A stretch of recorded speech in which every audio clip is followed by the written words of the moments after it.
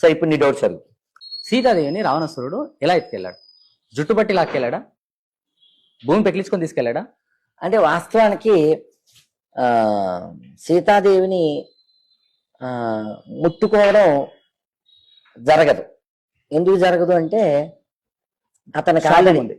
గతంలో అతని శాపం ఉంది.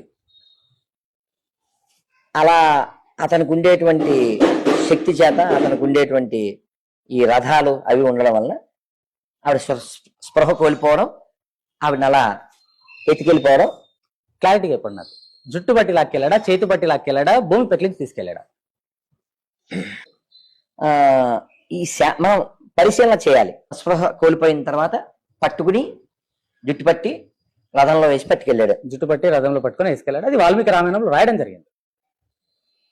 కానీ తనకు స్త్రీ ప్రమేయం లేకుండా స్త్రీని ముట్టుకుంటే శాపం ఉంది. దానికి ఎందుకు శాపం తగలలేదు మరి?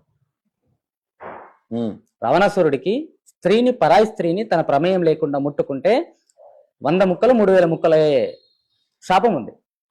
ఆ శాపం ఉన్నప్పుడు సీతాదేవిని జుట్టు పట్టుకొని మెలేసి తీసుకెళ్లాడని చెప్పి స్పష్టంగా రామాయణంలో వాల్మీకి రామాయణంలో రాసింది. మెలేసి పట్టుకున్నప్పుడు స్త్రీని తాకినట్టే కదా, మరి ఆ శాపం ఎందుకు తగలేదు దానికి? ఇది మంచి ప్రశ్న, మనం పెద్దవాళ్ళని అడుగుదాం.